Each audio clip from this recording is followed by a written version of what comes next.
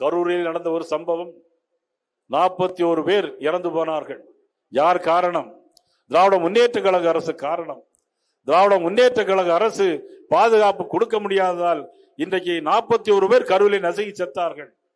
ஆனால் முதலமைச்சர் இரவோடு இரவாக வந்தார்கள். இரவோடு இரவாக வந்து இரவோடு இரவாக எல்லாரையும் போஸ்ட்மார்ட்டம் பண்ணி அவர்கள் அங்கிருந்து உடனடியாக அப்புறப்படுத்தி சென்று விட்டால். காரணம், யாரை காப்பாற்றுவதற்காக.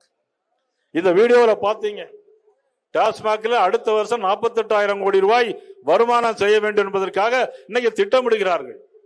ஆனால் இன்னைக்கு சட்டம் ஒழுங்கு எங்கேயுமே சரியில்லை.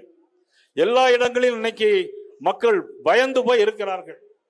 இன்னைக்கு சட்டம் ஒழுங்கு சரியில்லை. காவல்துறையாய் இன்னைக்கு முதலமைச்சர் அவர்கள் கட்டுப்படுத்த முடியவில்லை.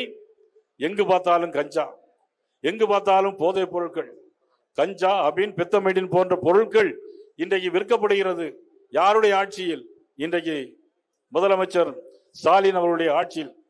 கள்ளக்குறிச்சியில் 65 பேர் சாராயம் குடித்து செத்து போனார்கள். ஆனா இந்த ஆட்சியில பெரிய அதிசயம் என்னன்னா, ரோட்ல ஆக்சிடென்ட் நடந்து போனா இறந்து போனா ஒரு 2 லட்சம் 3 லட்சம் கொடுப்பாங்க. ஆனா கள்ளச்சாராயம் குடிச்சு செத்து போனா அவங்க 65 பேருக்கும் 10 லட்சம் பேர் கொடுக்கிறாங்க. கரூருக்கு வந்த முதலமைச்சருடைய கால்கள் கள்ளக்குறிச்சிக்கு போகல. ஏன் அப்படின்னா, நாங்க சட்டமன்றத்தில் கேட்டோம், நீங்க கரூருக்கு மட்டும் போனீங்களே, நீங்க கள்ளக்குறிச்சிக்கு ஏன் வரல அப்படின்னு சொன்னோம். கேட்டாங்க, சாராயம் குடித்து செத்து போனாங்க. அப்ப சாராயம் குடித்து செத்து போனாலும் வந்து உயிர் தானே அப்படிங்கிற மாதிரி சொன்னோம். ஆனால் இன்னைக்கு மிக மோசமான சூழ்நிலையில் போய் கொண்டிருக்கிறோம்.